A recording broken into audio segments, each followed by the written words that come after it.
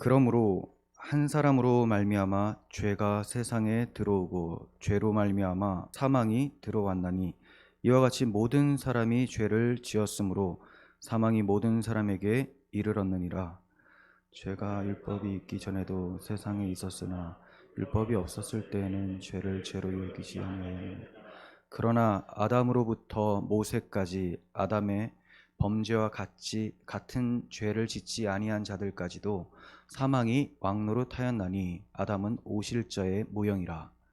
그러나 이 인사는 그 범죄와 같지 아니하니 곧 한 사람의 범죄로 인하여 많은 사람이 죽었은즉 더욱 하나님의 은혜와 또한 한 사람 예수 그리스도의 은혜로 말미암은 선물은 많은 사람에게 넘쳤느니라. 또 이 선물은 범죄한 한 사람으로 말미암은 것 같지 아니하니 심판은 한 사람으로 말미암아 정죄에 이르렀으나 은사는 많은 범죄로 말미암아 의롭다 하심에 이름이니라. 한 사람의 범죄로 말미암아 사망이 그 한 사람을 통하여 왕노릇하였은즉 더욱 은혜와 의의 선물을 넘치게 받는 자들은 한 분 예수 그리스도를 통하여 생명 안에서 왕노릇하리로다. 그런즉 한 범죄로 많은 사람이 정죄에 이른 것 같이 한 의로운 행위로 말미암아 많은 사람이 의롭다 하심을 받아 생명에 이르렀느니라. 한 사람이 순종하지 아니함으로 많은 사람이 죄인 된 것 같이 한 사람이 순종하심으로 많은 사람이 의인이 되리라. 아멘. 네, 오늘 제목은 한 사람으로 말미암아입니다. 한 사람으로 말미암아. 오늘 10월 31일입니다. 세상에 속한 사람들은 할로윈 데이라고 그렇게 알고 있고, 또 나이가 조금 드신 분들은 노래를 떠올릴 겁니다. 이용이라는 가수의 잊혀진 계절, 10월의 마지막 밤이라고도 알려져 있는데, 그런데 우리 기독교인들은 그것을 먼저 떠올려서는 안 됩니다. 더 중요한 사건이 10월 31일에 있었습니다. 여러분들께서 잘 아시는 1517년 10월 31일에 로마 카톨릭 사제였었던 독일 사람 루터가 교황주의와 교리의 타락으로 인한 저항 때문에 비텐베르그 성당에 95개조 반박문을 붙이고 종교개혁을 시작한 날입니다. 그래서 개혁주의 교회들은 이 10월 31일을 종교개혁주일로 많이 지키고 있어요. 그러면 종교개혁이 무엇을 추구했을까요? 그들의 핵심적인 구호는 성경으로 돌아가자였습니다. 성경으로 돌아가자. 성경에 없는 것들, 사변적인 것들, 미신적인 것들, 이러한 것들을 로마 카톨릭에서 너무 자행하고 있었기 때문에 교리적 타락이 왔고 삶의 부패가 일어났다. 성경으로 돌아가서 진리를 회복하자가 구호였습니다. 그리고 나서 5대 구호가 다시 등장을 하게 되는데, 그 구호는 여러분들께서 잘 아시듯이 첫 번째는 오직 성경이에요. 오직 성경. 그리고 이 성경이 무엇을 말하냐? 오직 은혜를 말한다. 오직 은혜는 어떻게 오는 것이냐? 오직 믿음으로 얻는 것이다. 오직 믿음. 그러면 이 믿음은 무엇에 대한 믿음인가? 오직 예수 그리스도에 대한 믿음이다. 자, 이렇게 오직 예수 그리스도에 대한 믿음을 가지면 이것으로 오직 하나님께 영광을 돌리게 된다. 그러니까 성경으로 돌아가자라고 했을 때 초점은 하나님께 진정한 영광을 돌리는 하나님의 백성들이 되자라는 건데, 그 내용이 뭐냐? 오직 예수 그리스도를 은혜로 믿는 그 믿음이 아니고서는 하나님께 영광 돌릴 수가 없다. 그리고 오직 믿음, 오직 은혜, 오직 예수 그리스도, 이것이 아니라면 성경대로 신앙하는 것이 아니다. 이것을 외쳤던 것입니다. 이런 종교개혁 정신을 무너뜨리려고 하는 사탄의 전략이 너무나 뚜렷이 보여지고 있어요. 문화적으로는 할로윈 데이, 그리고 교회적으로는 자유주의 신학자들이 복음을 허무는 교리들을 막 선포합니다. 깨어서 보수하지 않으면 진리이신 그리스도가 묻히게 됩니다. 진리이신 그리스도가 묻히면 진리를 사람들이 알 수가 없게 되고, 또 예수님은 빛이시라고 선포가 되었는데, 빛이신 그리스도께서 묻히게 되면 세상은 온통 흑암이 될 수밖에 없는 것입니다. 소망이라는 것이 있을 수가 없는 거예요. 그 그리스도, 진리와 빛이신 그리스도가 묻히지 않게 하려면 교회들이 나서서 이 예수 그리스도를 선포해야 되는데, 교회들이 혼탁한 문화에 휩쓸려가고 혼탁한 교리에 휩쓸려가고 결국 복음을 놓쳐버려서 오늘날 이러한 극심한 타락에 빠지게 된 이런 원인이 되어버린 것이라고 생각이 됩니다. 그러므로 우리는 성경이 말하는 복음적 교리에 확고히 흔들리지 않기 위해서 오늘 본문의 말씀을 잘 이해하고 머리에도 기억을 하고 가슴에도 새겨야 됩니다. 자유주의 신학자들의 일부는 원죄 교리를 부정하고 나섭니다. 그러한 주장은 주님의 대속 교리를 흔드는 것이고 십자가의 원수로 행하는 것입니다. 그래서 그들의 설교에는 십자가 복음이 없고 행위만 본받자는 식의 설교를 하게 됩니다. 그러니까 강단에서 예수님의 십자가는 거의 찾아보기가 어렵습니다. 그런데 이것이 자유주의 신학자들의 문제만이 아니라 오늘날 전통적인 보수적인 교회들까지도, 심지어는 개혁주의 교회라고 하는 사람들까지도 십자가의 복음의 선명성을 얘기를 하지 않고 곧바로 하나님께 영광이라는 구호로 나아가게 된다면 십자가 없는 영광은 세속적 영광밖에 안 된다는 겁니다. 교회들이 십자가 복음을 많이 얘기를 할 때가 언제예요? 사순절, 부활절 이럴 때만 합니다. 우리 교회는 어떻습니까? 매주 복음을 얘기해요. 이것은 저의 고집스러움 때문이 아니라 성경이 고집스럽게 그것만을 말하고 있기 때문에 그렇습니다. 이 십자가 복음이 아니면 하나님께 영광을 돌릴 수가 없다. 그래서 복음만을 외칠 수밖에 없고 성경대로 설교를 하면 복음이 강조될 수밖에 없다는 거예요. 그러므로 우리가 복음을 날마다 온전히 선포해야 되는 것이고 선포된 복음을 머리와 가슴에 잘 새겨서 흔들리는 세상 파도에 휩쓸리지 않도록 우리의 신앙을 지켜야 돼요. 그래야지만 세상에도 빛과 소금의 역할을 감당하며 소망을 가져다 줄 수가 있는 겁니다.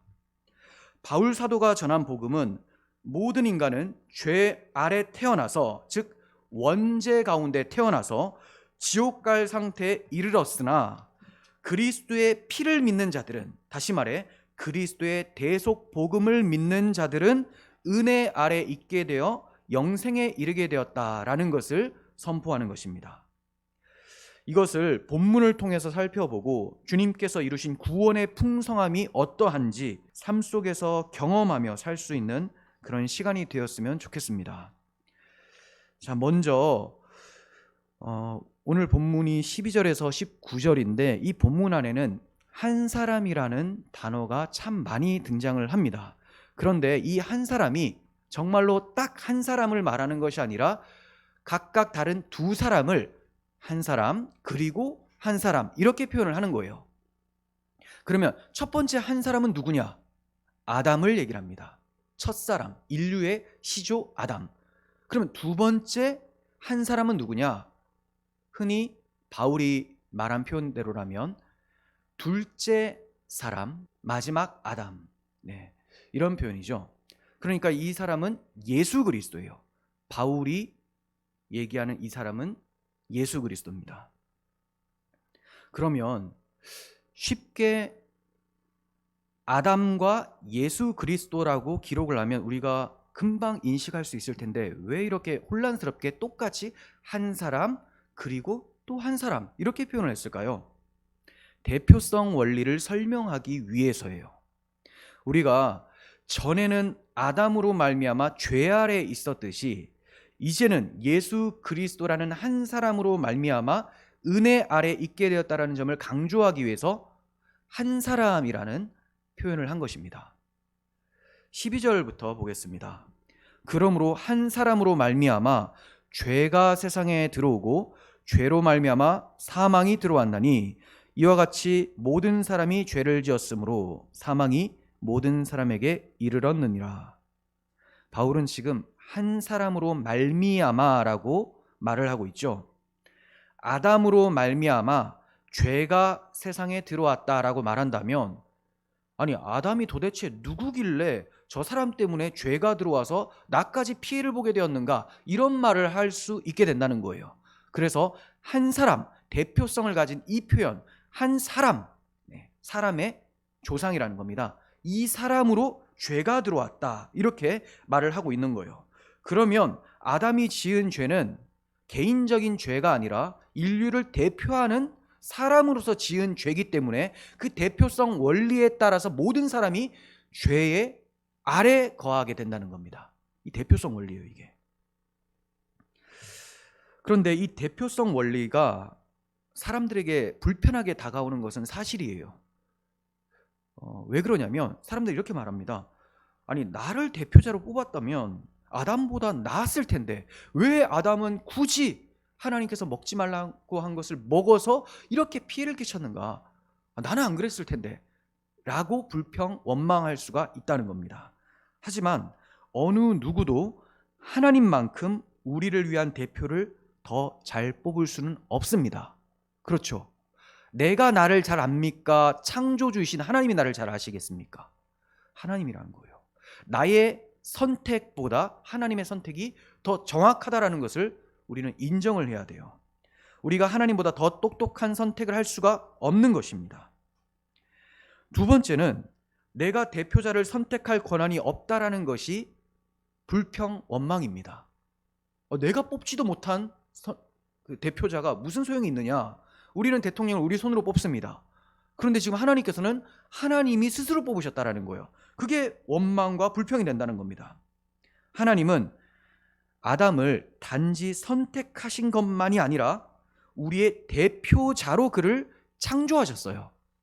그러니까 많은 사람 중에 아담 괜찮겠다 해서 선택하신 것이 아니라 창조하신 그 목적이 대표자로 창조하셨고 그를 선택하셨다라는 거예요. 그러니까 같은 상황에서 우리가 행했을 그대로를 행하도록 아담을 완벽하게 창조를 하신 거예요. 이해가 되세요?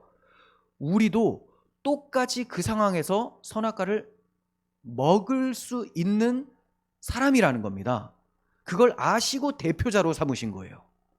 그걸 모든 것을 아시고 나라면 더 잘했을 텐데 라고 말해서는 절대 안 되는 거죠. 이것은 하나님께서 창조하신 것이나 선택하신 것보다 내가 더 나은 대표자가 될 수 있다라고 하는 주장이 되기 때문에 이런 말은 해서는 안 되는 거예요. 자, 그리고 세 번째는 굳이 대표자를 두셔야 되는가? 아니 각자에게 담당시키면 되지 않으시는가? 왜 대표자를 세우셔서 이런 어려움을 당하게 하시는가? 자, 그렇다면 모두 죄악에 떨어졌을 것이 뻔합니다. 각자 자기가 담당자가 된다. 모든 사람이 죄 아래 빠지게 돼요. 어차피 아담이 타락을 해서 대표자 원리로 타락을 하든 아담이 대표자가 아니라 우리 모두가 각자의 대표자가 돼도 다 타락하게 된다는 거예요. 첫사람의 상태는 죄 없는 상태였지만 죄를 선택할 수 있는 의를 가진 상태였어요. 이해가 되세요? 죄는 없지만 죄를 선택할 수도 있고 하나님의 말씀에 순종할 수도 있는 그런 상태였습니다. 그런데 언제든지 타락할 수 있는 가능성이 열려있는 상태였다는 거예요. 그러니까 불완전한 상태죠. 영생에 있어서는 불완전한 상태입니다. 잘 아셔야 되는 게 아담은 선악과를 먹지 않고 순종을 하면 계속 살 수 있는 사람이에요. 그런데 이 계속 사는 것은 굉장히 불안한 거죠. 계속 사니까 언젠가는 타락을 할 수도 있는 가능성이 있는 사람이었다라는 거예요. 자, 우리가 각자의 대표자가 된다. 계속 사는 겁니다. 순종하면. 그런데 시간이 지날수록 어떤 사람은 빨리빨리 타락을 하는 경우도 있고 어떤 사람은 길게 가다가 타락할 수 있겠죠. 결국은 가만히 두면 다 타락해서 죄인이 된다는 거예요. 그러므로 대표성의 원리를 그렇게 불편해할 필요가 없습니다. 자, 그러면 또 묻습니다. 그러면 대표성 원리의 좋은 점이 뭐냐? 아담이 타락해서 우리도 함께 타락하게 된 것은 물론 이 상황은 비참한 상태 이런 것이 맞지만 그러나 대표자 원리로 인해서 무한 영광을 받으신 그리스도 안에서 우리도 그 무한 영광에 참여할 수 있게 된 거예요. 아담 때문에 다 타락했는데 예수님의 영광 받으심 때문에 대표자니까 우리도 다 그 영광에 속하게 되었다라는 겁니다. 그런데 우리가 각자의 대표자였다면 영광은 꿈도 못 꾸고 다 타락해버리고 끝나는 거예요. 구원자가 올 수가 없는 거예요. 그래서 각자의 죄는 자기가 먹고 마심으로써 다 심판받게 되는 것밖에 답이 없었는데, 대표성 원리 때문에 처음에는 비참으로 시작하는 것 같아 보였지만 두 번째 대표자가 오셔서 우리 모두를 구원해 주실 수 있게 되었다. 이 모두는 하나님께서 기뻐하신 대로 선택하신 모두를 얘기를 하는 거예요. 그러니까 타락은 보편 타락이에요. 모든 사람이 다 타락했습니다. 구원은 예수 그리스도를 믿어서 그분 안에 속하게 된 제한 속죄입니다. 특별한 사람들에게, 하나님이 기뻐하심으로 불러주신 은혜 입은 사람들에게만 구원의 영광에 참여할 수가 있게 되는 거예요. 바울은 이러한 대표성 원리로 계속해서 이어서 설명을 합니다. 13절부터 봅니다. 죄가 율법이 있기 전에도 세상에 있었으나 율법이 없었을 때에는 죄를 죄로 여기지 아니하였느니라. 그러나 아담으로부터 모세까지, 잘 보세요. 아담으로부터 모세까지, 모세 때 율법을 받죠. 그러니까 율법이 없었을 때예요. 아담의 범죄와 같은 죄를 짓지 아니한 사람들까지도 사망이 왕노릇하였나니 아담은 오실 자의 모형이라. 자, 여기까지 보시면 아담만 죽은 것이 아니라, 아담의 죄로 인해서 아담만 죽은 것이 아니라 아담으로부터 모세까지, 즉 율법이 있기 전이라서 양심의 법은 있었을지라도 하나님이 모든 사람에게 양심은 주셨잖아요. 그래서 이게 이거 죄구나 라는 건 느끼긴 하지만 율법이라는 그 명시된 것이 없었기 때문에, 기준이 없었기 때문에 그 당시 사람들은 눈에 보이는 죄는 없었다라는 거죠. 죄가 성립이 안 되는 거예요. 하나님 앞에서는 다 죄인이 됩니다. 왜냐하면 양심의 법이 있기 때문에. 그런데 명시적인 그런 율법이 없었어요. 근데 아담에게는 그런 율법이 있었습니다. 그게 뭐냐? 선악을 알게 하는 나무를 먹지 말라. 먹으면 죽는다. 그죠? 명시된 게 있었어요. 근데 그 이후에 율법이 없었던 때의 사람들이 율법을 범할 리는 없고, 율법이 없으니, 그러니까 아담처럼 명시된 어떤 하나님의 명령을 범하지는 않았어요. 그런데도 저 사람들이 죽었다라는 것을 얘기를 하고 있는 거예요. 이해가 되십니까? 그런데도 저들이 죽었다. 그러니까 저들이 율법을 범해서 죽은 게 아니지 않느냐? 그럼 저들이 왜 죽었을까? 바로 아담으로부터 온 그 들어온 죄, 원죄라는 것 때문에 저들이 다 죽게 됐다. 그것을 어떻게 아느냐? 죽는 것을 보니 아는 거 아니냐? 죽는 것을 보니 모든 사람이 다 죽어요. 어린아이도 죽어요. 아기도 죽어요. 무엇을 행하지도 않았는데 죽습니다. 율법이 없었던 때에 율법을 범하지도 않았는데도 죽어요. 왜 그러냐? 다 아담의 원죄 가운데서 태어나서. 그러니까 아담이 범죄를 할 때 아담 안에 모든 사람들이 다 있었던 거라는 것을 말씀하고 있는 거예요. 있었던 것이 나왔으니, 아담 안에서 나왔으니 그의 죄가 그대로 연결되어서 나온 것이다. 그래서 모든 사람은 원죄를 가지고 태어나고, 이 원죄는 어떤 행위가 아니에요. 상태입니다. 원죄라는 상태, 죄에 오염된 상태에서 태어나서, 그래서 살다 보니 무슨 행동을 합니까? 이 원죄 상태로 인해 발생되는 열매들, 죄악, 이것을 스스로 짓는 죄, 자범죄라고 해요. 그래서 사람들은 원죄로 인해서 죽고요, 그리고 자범죄로 인해서 심판을 받습니다. 죽음과 심판이 찾아오게 된 것입니다. 그러면 타락과 죽음이 이르게 되는 순서를 한번 생각해 보겠습니다. 자, 먼저는 아담이 하나님의 명령을 어김으로, 불순종이죠. 불순종. 죄는 불순종이에요. 불순종함으로 죄를 범했어요. 죄를 범하니 첫 번째로 죽는 사람이 누구냐? 아담이에요. 자기 죄로 인해서 아담이 죽어요. 아담은 시퍼렇게 살아서 막 움직이던데요? 영적으로 죽죠. 하나님에 대해서 죽은 자가 되어버리는 거예요. 하나님의 말씀대로 살고자 하는 마음이 없어진 사람이 되어버렸습니다. 그리고 이렇게 하나님과의 교통이 끊어져서 영적 죽음이 이르게 된 사람은 반드시 생명의 근원으로부터 끊어졌기 때문에 육체도 죽어가게 됩니다. 그래서 연수가 계속 줄어드는 거예요. 아담이 900살 이상을 살았다 하더라도 그 사람이 죽는 이유가 뭐냐? 생명줄이었던, 호흡기였던 하나님과의 관계가 끊어짐으로써 이제 남아있던 호흡으로만 숨쉬다가 죽는 게 900년이 넘는 것이고 점점 줄어드는 겁니다. 그래서 막 살아서 돌아다닌다고 해도 그 사람은 죽음을 향해서 걸어가고 있는 게 되는 거예요.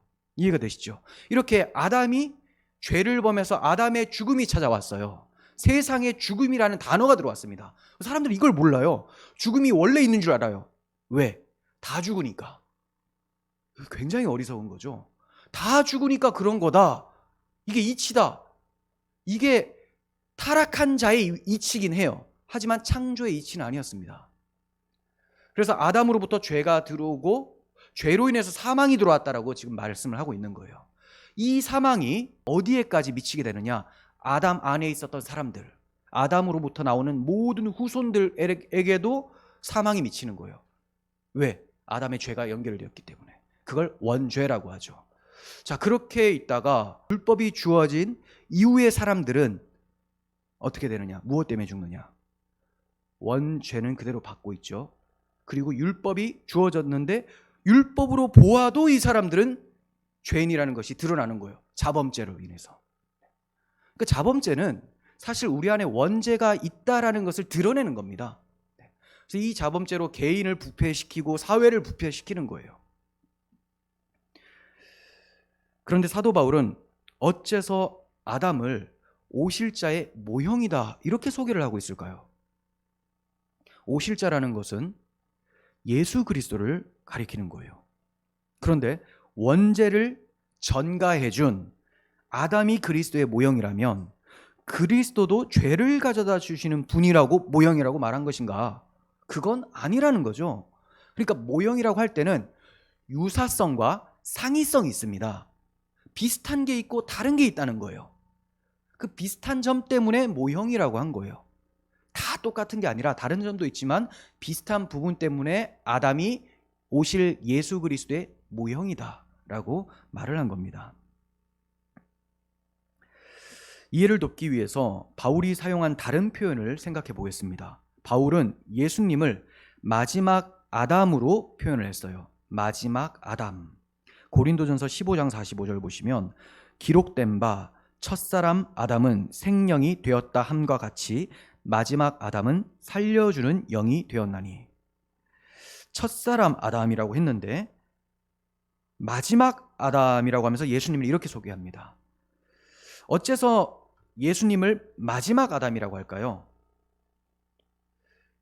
자, 첫사람은 생영, 살아있는 영이에요. 자기 혼자 살아있는 거예요. 처음에 만들어졌을 때 하나님께 대해 살아있었죠. 근데 죄를 범해서 죽은 영이 되는 거예요. 근데 마지막 아담은 어떤 자냐? 살려주는 영이 되었다 이렇게 얘기해요. 구원자라는 겁니다. 구원자. 이 점에서 상위성이 나타나죠. 같은 점은 대표자라는 면에서 같아요. 그죠? 하지만 효력은 서로 다릅니다. 상위성이에요. 그러면 예수님이 왜 마지막 아담이신가? 예수님께서 십자가에서 죽으심으로 아담으로부터 내려온 죄를 다 담당하시고 이제 아담의 후손들이라고 칭호를 받는 것을 끊어버리셨다라는 것을 말씀하기 위해서. 이해가 되세요? 마지막 아담은 예수님이다. 이제 예수님 안에 있는 사람은 아담이라는 단어를 쓸 필요가 없다. 아담이 누구예요? 죄를 가지고 온 대표자였잖아요. 근데 예수님이 십자가에서 아담의 모든 죄를 가지고 죽으심으로 타락한 그 아담이라는 단어를 쓰지 않도록 만든다는 거예요. 그래서 여러분들이 아담의 후손이 아니라 부활하신 하나님의 아들의 자녀들이 된 것입니다. 그래서 그 죄를 끊어내는 표현이 마지막 아담이에요. 이것을 많은 사람들이 몰라요. 왜 마지막 아담인가? 끊어내는 겁니다. 끝. 이제 새로운 출발. 실로 주님은 마지막 아담이 되심으로 우리에게 율법의 마침이 되셨습니다. 더 이상 율법의 정죄가 임하지 않게 해주신 것이고 하나님께 대하여 살아있는 자가 되게 하신 것입니다. 그래서 살려주는 영이다 이렇게 말씀하신 거죠. 바울은 또한 예수님을 둘째 사람이라고도 표현을 해요. 마지막 아담, 둘째 사람. 고린도전서 15장 47절 보시면 첫사람은 땅에서 났으니 흙에 속한 자이거니와 둘째 사람은 하늘에서 나셨느니라. 네. 첫사람은 땅에서, 둘째 사람은 하늘에서, 완전 차원이 다르다라는 것을 얘기를 해요. 그런데 이것은 우리를 어디로 데려가느냐의 문제를 지니고 있습니다. 땅에 속한 자는 땅으로 끄집어 내립니다. 하늘에 속한 자는 하늘로 올립니다. 그래서 여러분들이 천국 시민권자가 된 것은, 하늘에 속한 사람이 된 것은 둘째 사람 때문이라는 거예요. 둘째 사람. 첫사람 아담이 땅에서 태어난 모든 인류의 시조였듯이 예수님이 하늘로부터 난 자들, 즉 거듭난 자들의 시조가 되셨기 때문에 이러한 표현을 쓴 겁니다. 그래서 바울은 말하기를 아담 안에서 모든 사람이 죽은 것 같이 그리스도 안에서 모든 사람이 삶을 얻으리라. 땅에 속한 것은 심판입니다. 하늘에 속한 것은 생명이고 구원이 됩니다. 그러므로 아담이 오실자 예수 그리스도의 모형으로서 유사성을 가지고는 있으나 그 영향력은 정반대로 상이성을 지니고 있는 거예요. 그래서 대표성 원리라고 하면 유사성을 말하는 것이고 영향력은 서로 다르다라고 이해를 하고 계셔야 됩니다. 그래서 그리스도에 대해서 말하기를 시작할 때 사도 바울이 아담을 얘기하고 그리스도에 대해서 말하기 시작할 때 그러나라는 단어를 먼저 써요. 그러나. 무슨 말입니까? 대표자긴 대표자인데 그러나 다른 면이 있다. 이거 설명하는 게 15절입니다. 그러나 이 은사는 그 범죄와 같이 아니하니 곧 한 사람의 범죄로 인하여 많은 사람이 죽었은즉 더욱 하나님의 은혜와 또한 한 사람 예수 그리스도의 은혜로 말미암은 선물은 많은 사람에게 넘쳤느니라. 아담 한 사람으로 인해서 죄가 들어오고 그 죄가 사망에 이르게 해서 죽었은즉 그렇지만 더욱 하나님의 은혜와 또 한 사람 예수 그리스도의 은혜로 말미암아 선물이 많은 사람에게 넘쳤다. 완전히 다르죠. 영향력이 달라요. 자, 여기서 많은 사람이라는 것도 서로 다릅니다. 한 사람 아담의 범죄로 인해서 많은 사람이 죽었다는 것은 보편 죽음을 얘기를 해요. 보편 타락. 그래서 다 죽었다라고 안 하고 왜 많은 사람이라고 하느냐? 지금도 죽고 있으니까. 네. 계속 죽어가고 있으니까 지금까지 죽은 사람 보니까 많이 죽었다. 앞으로 태어날 사람도 있는 거예요. 그런데 예수 그리스도의 은혜로 말미암아 선물은 많은 사람에게 넘쳤다. 자, 이것은 택하시고 부르신 제한된 사람들입니다. 이들이 많이 있어요. 그래서 이들에게 넘칩니다. 자, 무엇이 크게 다릅니까? 이 은사가 범죄와 아담의 범죄와는 같지 않다. 은사와 범죄를 대조시켜서 같지 않음을 말하고 있죠. 어떤 점에서 다르냐? 한 사람의 범죄로 인해서 사람이 죽어요. 하지만 한 사람의 그 은혜로 말미암아 선물이 주어집니다. 영생이에요. 의롭다함을 얘기를 하는 거예요. 선물. 그러니까 원죄는 후손들에게 미치긴 했으나 하나님의 은혜, 그리스도의 은혜는 폭포처럼 더욱 넘치게 되었다라는 것을 말을 하고 있는 거예요. 그러니까 서로 다른 점을 얘기를 하지만 이 아담과 예수님은 서로 다르지만 그 은혜는 죄보다 은혜가 더 넘친다. 이런 표현을 또 쓰고 있는 거예요. 우리 죄가 너무 깊잖아요. 너무 깊어요. 그런데 어떤 사람들 그래요. 내가 이렇게 죄가 깊은데 이런 나를 용서하실까? 이것은 자기 죄에 대한 인식은 있지만 십자가의 은혜가 얼마나 넘치게 풍요로운지 나의 죄보다 더 깊은지를 모르고 있는 것이죠. 죄는 알았으나 율법이 엄중하다는 걸 알았으나 하나님이 율법을 뛰어넘는 모든 것을 이루게 하시는 율법을 이루게 하시는 그리스도의 은혜에 대해서는 모르고 있는 거예요. 근데 바울은 그걸 얘기를 해주고 있죠. 죄가 많은 사람들을 다 죽음에 이르게 할 수 있도록 만들었지만 예수님의 은혜는 더욱 넘친다. 이것을 강조하고 있습니다. 그러니까 예수 그리스도의 복음 앞에 구원을 받지 못할 사람은 아무도 없습니다. 그 복음을 은혜로 믿음으로 받아들이는 사람이라면 어떠한 죄를 지어도 그 사람은 용서받고 구원에 이르게 되는 거예요. 이러한 그러나의 대조로 인해서 두 결말이 생기는데요. 하나는 죽음이고 하나는 선물, 즉 생명이죠. 이러한 두 결말에 이르게 하는 원인을 가리켜서 말미암아라는 단어로 표현을 합니다. 말미암아. 죄는 아담으로 말미암아 들어왔어요. 은혜는 예수 그리스도로 말미암아 주어졌습니다. 그러므로 모든 사람들은 두 말미암아에 연결이 되어 있습니다. 아담으로 말미암아 죄의 진영에 속하든지 예수 그리스도로 말미암아 은혜의 진영에 속하게 되든지 둘 중에 하나입니다. 중간은 없습니다. 여러분들은 다 그리스도 안에서 은혜의 진영에 속한 줄로 믿습니다. 이러한 말미암아의 대조는 계속해서 나타나고 있는데 16절도 봅니다. 또 이 선물은 범죄한 한 사람으로 말미암은 것 같지 아니하니 심판은 한 사람으로 말미암아 정죄에 이르렀으나 심판은 정죄를 가져오죠. 은사는 많은 범죄로 말미암아 의롭다 하심의 이름이니라. 자, 이 말이 좀 어려운데요. 번역이 좀 이상합니다. 좀 쉽게 말씀을 드리면 많은 범죄로 인해서 하나님의 은사가 주어졌다. 죄가 들어왔기 때문에 하나님의 은혜가 임하게 되는 것이다. 그래서 그 은혜로 의롭다 하심을 얻는 것이다. 이런 말이에요. 그런데 이렇게 이제 번역이 되니까 좀 어렵죠. 다른 번역들은 좀 쉽게 돼 있는데 개역 개정이 이거는 좀 어렵게 돼 있습니다. 자, 그리고 17절에도 대조가 일어납니다. 한 사람의 범죄로 말미암아 사망이 그 한 사람을 통하여 왕노릇하였은즉 더욱 은혜와 의의 선물을 넘치게 받은 자들은 그리스도인들이죠. 한 분 예수 그리스도를 통하여 생명 안에서 왕노릇하리로다. 자, 그러니까 두 개의 대조적인 왕노릇을 얘기를 하고 있어요. 이것은 이따가도 또 살펴보겠습니다. 범죄로 인해서 사망이 들어오고 은혜로 인해서 선물이 넘치죠. 선물이 넘치고 생명을 얻게 된다. 이런 대조가 있어요. 18절 그런즉 한 범죄로 많은 사람이 정죄에 이른 것 같이 한 의로운 행위로 말미암아 많은 사람이 의롭다 하심을 받아 생명에 이르렀느니라. 한 범죄로 많은 사람이 정죄에 이르게 됐다. 하지만 한 의로운 행위로 많은 사람이 의롭다 하심을 받았다. 자, 이렇게 범죄한 행위와 의로운 행위를 대조하고 있습니다. 그리고 이것과 유사하게 19절에서도 말씀합니다. 이 행위가 뭐냐? 순종이에요. 순종. 그런데 아담은 범죄니까 불순종이겠죠.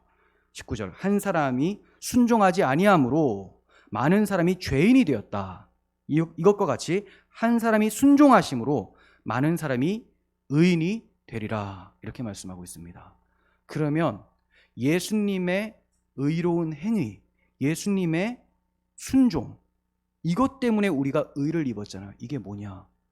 예수님께서 이 땅에 오셔서 십자가를 지시고 죽기까지 복종하신 것, 이것으로 우리가 의롭다함을 얻는 거예요. 이것으로 예수님의 공생의 삶의 율법을 순종하시는 삶이 있죠.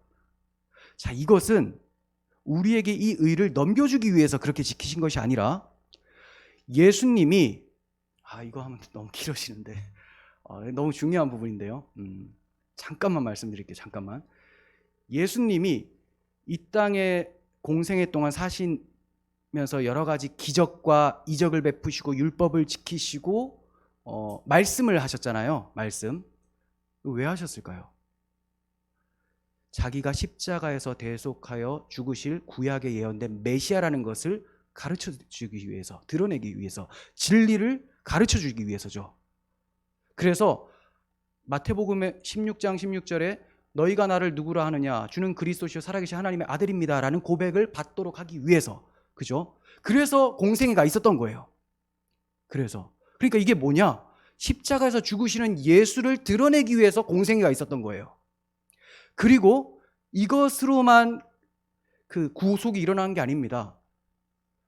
자, 베드로가 그 고백을 하니, 주는 그리스도 살아계신 하나님의 아들입니다라고 고백을 하니 예수님이 이제 내가 대제사장과 서기관들에게 고난을 받아 예루살렘에 올라가서 고난을 받고 죽고 사흘 만에 부활할 것이다.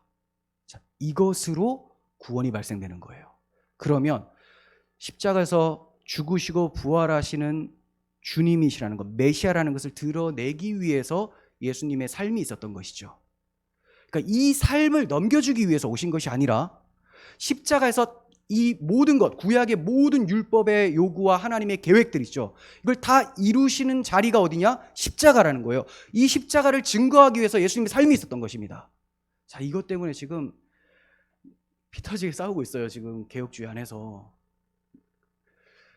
예수님의 의가 우리에게 오는 것은 예수님이 온전히 십자가를 담당하시고 하나님의 아들로서 우리에게 주신 그 의가 오는 거예요. 예. 이 부분은 정말 날 잡고 다시 제가 자세하게 이게 창세기부터 계시록까지 다 봐야 됩니다. 이게 총체적 난국이라 가지고 이거 구속사로 보지 못하면 이 말을 이해를 못합니다. 근데 여러분들이 지금 이해가 되는 이유는 구속사를 계속 들으셨기 때문에 이해가 되시는 거예요. 예수님의 그 율법을 지키며 순종하신 삶 너무 귀하죠. 하지만 그것은 예수님이 하나님의 뜻대로 순종하는 것을 즐거워하시는 분이셔서 그런 것이지 우리 때문에 지키신 것이 아닙니다. 그런데 예수님에게 받은 우리의 의는 예수님이 원래 가지고 있었던 그 의, 그리고 십자가에서 이루신 그 하나님의 의, 율법 외에 하나님의 한 의가 나타났으니 율법과 선지자에게 증거를 받은 것이다. 그 십자가에서 드러나요. 율법과 선지자, 구약 성경에 있는 나타난 그것이 십자가에서 이루어집니다. 그러니까 율법 외에 하나님의 한 의, 이건 십자가를 이루시는 의예요. 그것을 우리가 받는 겁니다. 그러면 이렇게 받으면 어떻게 되냐? 예수님의 마음을 가지고 그 십자가의 공로가 너무 기뻐서 예수님의 삶을 따라가게 되죠. 그죠? 그 은혜가 너무 감격스러워서 예수님의 삶을 나도 그렇게 살고자 하는 마음이 막 생기는 거지. 우리가 지키지 못한 것을 예수님이 대신 지켜주셨으니 이제 우리가 힘내서 다시 지키면서 살자. 하지만 우리가 못 지켜도 예수님이 대속하셨으니 뒤에 따라오면서 계속 치워주는, 죄를 치워주는 이런 분이다. 이게 아니라 예수님의 행하신 그 십자가의 구속의 은혜 때문에 그리스도의 사랑이 우리를 강권하여서 예수님의 삶을 따라가게 만든다는 거예요. 이게 올바른 성화론. 그러니까 성화의 동력은 십자가의 복음이죠. 제가 이걸로 관심을 안 갖고 있다가 이게 굉장히 우리가 보고 있는 구속사와 복음의 중요한 역할을 하고 있어서 최근에 관심을 많이 갖게 됐습니다. 정리가 거의 다 됐는데 나중에 또 말씀을 드리도록 하겠습니다. 그러니까 19절에서 한 사람이 순종하지 아니함은 아담의 불순종. 근데 이 불순종으로 죄가 들어오고 사망이 들어왔죠. 율법은 심판을 요구를 합니다. 근데 이 모든 심판을 예수님이 그 순종으로, 의로운 순종으로 다 담당하시죠. 십자가 죽으심으로. 그래서 우리가 예수님의 의를 받아 의인이 되는 것입니다. 이처럼 누구로 말미암음인지가 너무 중요해요.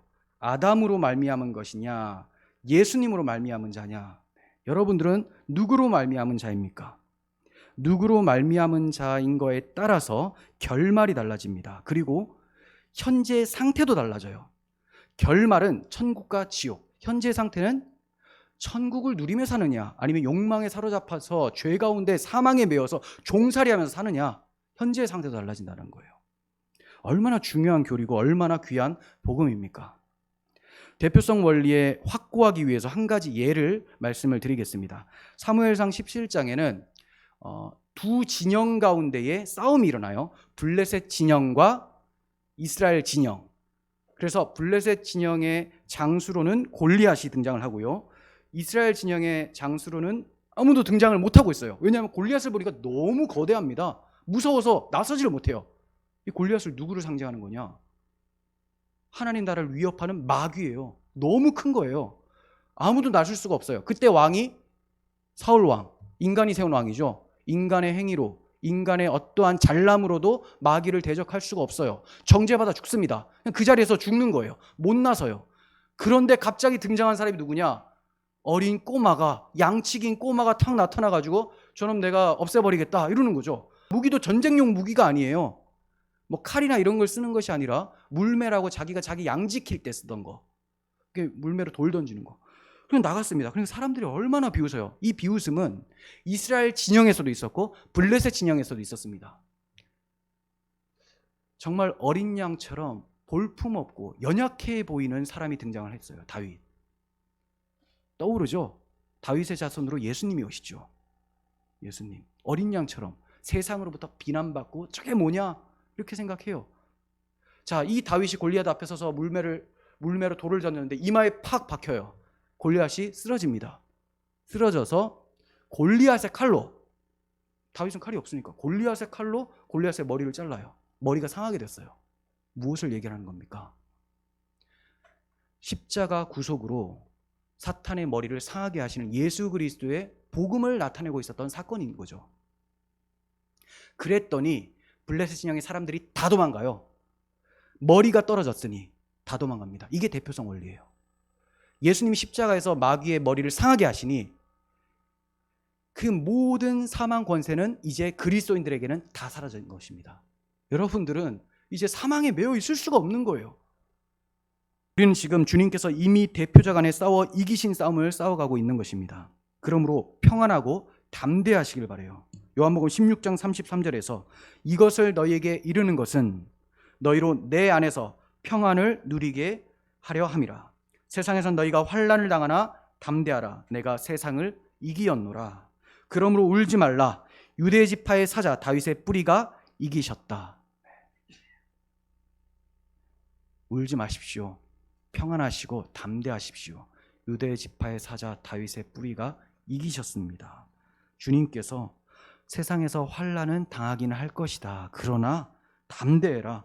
내가 세상을 이겼다. 그럼 세상을 이기려면 그리스도 안에 있어야 되고 이 환난에서도 담대하려면 평안하려면 그리스도의 십자가 대속의 복음을 가슴에 새기고 있어야지만 평안할 수가 있는 거예요. 그러므로 누구든지 예수 그리스도로 말미암아 연결되어 있다면 이 말미암아는 절대로 끊어지지 않음을 확신하시길 바랍니다. 이는 우리의 행위나 공로로 말미암음이 아니라 그리스도 예수 안에 있는 속량으로 말미암아 주어졌기 때문에 그래요. 그런데 자유주의 신학자들은 원죄 교리도 부정하며 대속 교리도 부정을 합니다. 원죄 교리를 부정을 하면 대속 교리도 당연히 부정을 해요.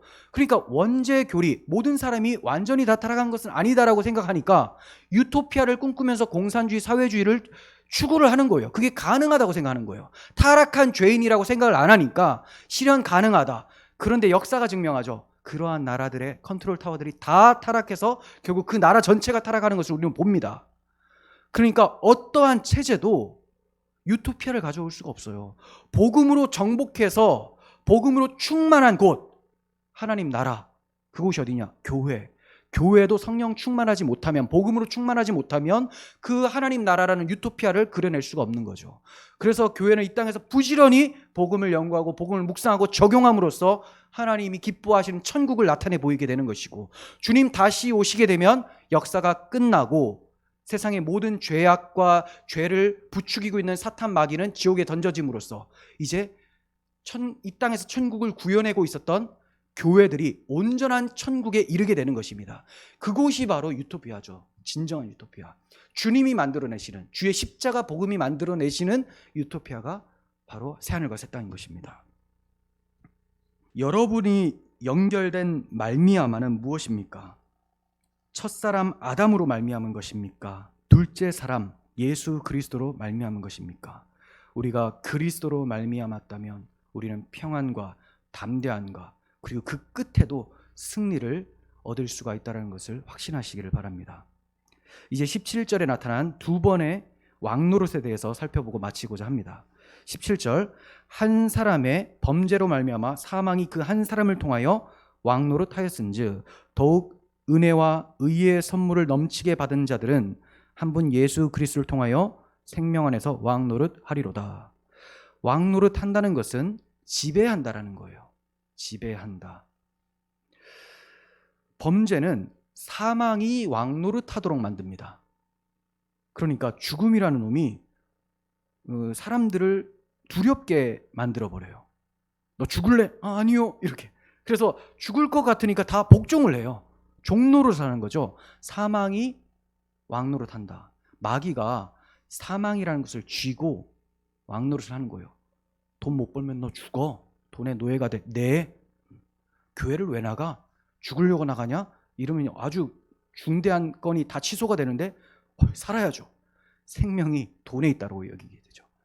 그러니까 사망이 두려워가지고 히브리서 기자는 그것을 가리켜서 죽기를 무서워함으로 한평생 매여 종살이하는 자들이다라고 말을 하고 있습니다. 그런데 은혜와 의의 선물을 넘치게 받은 사람들이 있다라고 얘기를 하죠. 은혜와 의의 선물을 넘치게 받은 사람들, 이 사람들은 생명 안에서 왕노릇한다라고 합니다. 자세히 보시면 뭐가 좀 다릅니다. 사망이 왕노릇을 했죠. 그런데 그러면 생명이 왕노릇을 해야 되잖아요. 근데 그게 아니라 생명 안에서 누가 왕노릇을 해요?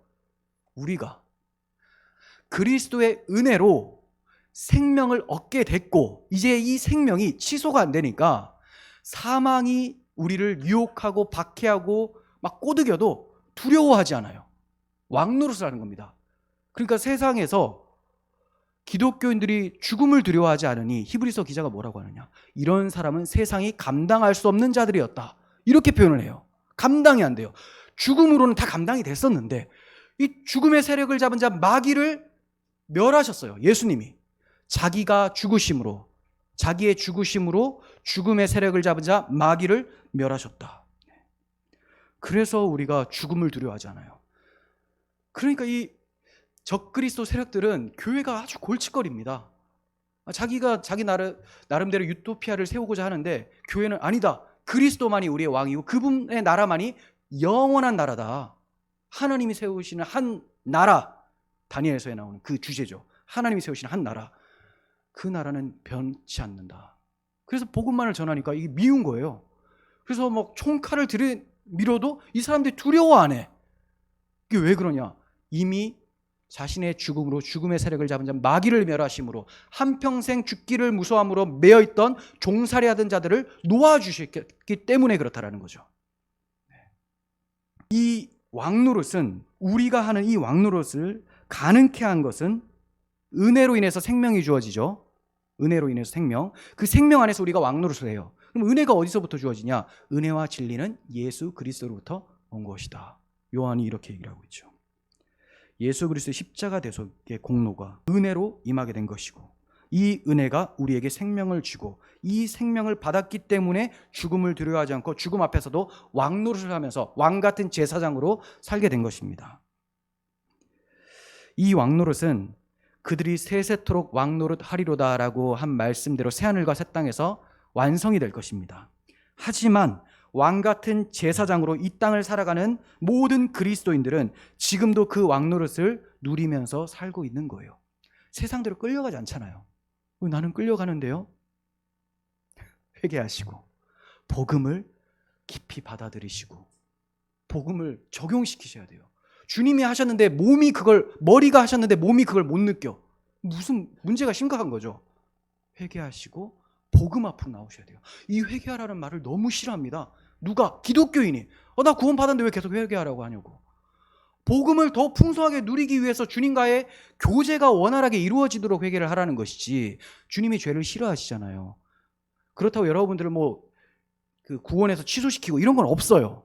그런데 죄를 범한 상태로, 그리고 하나님을 불신하는 상태로, 약속을, 복음을 불신하는 상태로 있는 그 상태가 하나님과의 교제를 단절시킨다는 거예요. 관계는 아버지와 아들의 관계, 신랑과 신부의 관계가 맞아요. 끊어질 수 없는 관계. 하지만 교제는 우리의 삶의 모습에 따라서 달라질 수가 있어요. 제 딸이 저한테 잘못을 해도 제 딸입니다. 하지만 제가 기분이 나빠서 말을 안 할 수는 있다는 거죠. 하지만 그 회개하고 돌아오고 또 말씀대로 잘 살면 또 다시 안아주고 회복이 되고, 이런 것처럼 그렇게 되면 우리에게 담대함과 평안함이 생기고 날마다 승리의 삶이 경험이 되어지는 거예요. 단순한 원리예요. 이 단순한 원리가 왜 어렵게 느껴지느냐? 나의 고집스러움 때문에. 이 고집스러움은 답이 없어요.